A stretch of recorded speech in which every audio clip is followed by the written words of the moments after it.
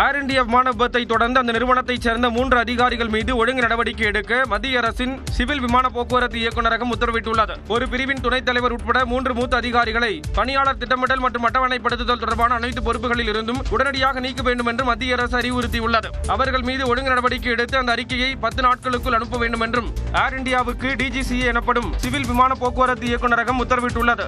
விமான பணியாளர்களின் உரிமம், ஓய்வு நேரம் உள்ளிட்டவற்றில் பல முறை விதிமீறல்கள் நடந்ததாக ஏர் இந்தியா தானாக முன்வந்து ஒப்புக்கொண்டதை தொடர்ந்து இந்த உத்தரவு பிறப்பிக்கப்பட்டுள்ளதாக கூறப்படுகிறது. மேலும் கடந்த மாதம் 16, 17ஆம் தேதிகளில் பெங்களூருவில் இருந்து லண்டனுக்கு இயக்கப்பட்ட 2 விமானங்களில் விமானிகள் அனுமதிக்கப்பட்ட நேரத்தை விட கூடுதல் நேரம் விமானத்தை இயக்க வைக்கப்பட்டிருப்பதாக DGCA குற்றம் சாட்டியுள்ளது. இது தொடர்பாகவும் விளக்கம் கேட்டு ஏர் இந்தியாவுக்கு DGCA நோட்டீஸ் அனுப்பியுள்ளது.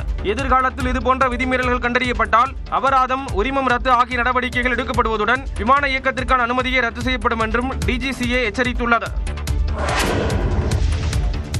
வார விடுமுறையை முன்னிட்டு திருப்பதிக்கு வரும் பக்தர்களின் எண்ணிக்கை அதிகரித்துள்ளதால் இலவச தரிசனத்திற்கு 24 மணி நேரம் வரை காத்திருக்கும் நிலை ஏற்பட்டுள்ளது.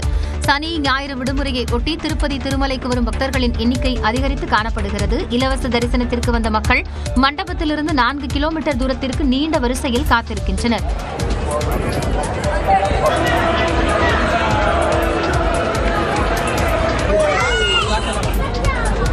பக்தர்களின் எண்ணிக்கை அதிகரிப்பால் திருமலையில் தங்கும் விடுதிகளுக்கு கடும் தட்டுப்பாடு ஏற்பட்டுள்ளது.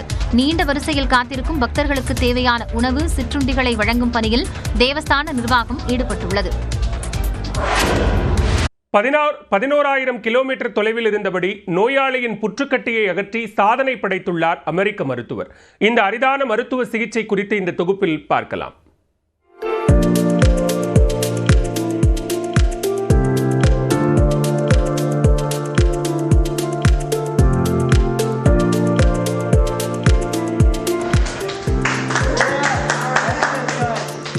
பூமியை தாண்டி வேற்று கிரகத்தில் மனிதர்கள் வாழ முடியுமா என்பதை கண்டறியக்கூடிய முயற்சியில் விஞ்ஞானிகள் ஈடுபட்டு வருகின்றனர். இதற்காக பல்வேறு விண்கலன்கள் அனுப்பி வைக்கப்படுகின்றன. இது ஒரு புறம் இருக்க, மருத்துவத்துறையிலும் புதிய புதிய கண்டுபிடிப்புகள் அரங்கேறி வருகின்றன. இந்த வரிசையில் மருத்துவர் ஒரு கண்டத்திலும் நோயாளி வேறொரு கண்டத்திலும் இருக்கும் போது கூட சிகிச்சை மேற்கொள்ள முடியும் என்று நிரூபித்து மருத்துவத்துறையில் புதிய சாதனை படைத்திருக்கிறார் மருத்துவர் ஒருவர்.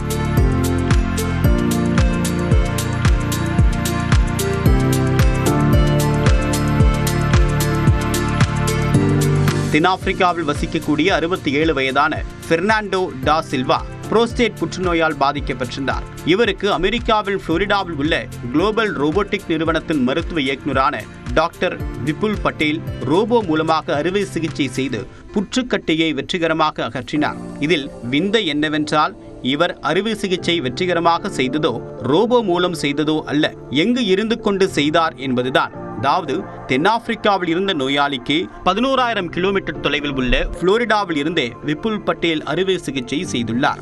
உலகில் மிகவும் தொலைதூரத்திலிருந்து மேற்கொள்ளப்பட்ட ரிமோட் கண்ட்ரோல் அறுவை சிகிச்சை என்ற பெருமையை இது பெற்றுள்ளது. கடந்த 14ஆம் தேதி மேற்கொள்ளப்பட்ட இந்த அறுவை சிகிச்சைக்கு சீனாவை சேர்ந்த ரோபோ பயன்படுத்தப்பட்டது. தென்னாப்பிரிக்காவில் நோயாளியுடன் மருத்துவ குழுவினர் இருந்த நிலையில் ரிமோட் கண்ட்ரோல் மூலமாக அறுவை சிகிச்சை செய்த விபுல் பட்டேல் மருத்துவ குழுவினரையும் சிறப்பான முறையில் வழிநடத்தினார்.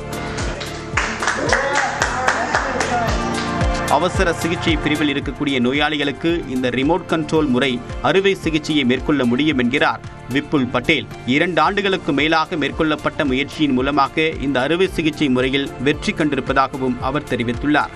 மருத்துவத்துறையில் இது மிக பெரும் முன்னேற்றம் என்றால் மிகையல்ல.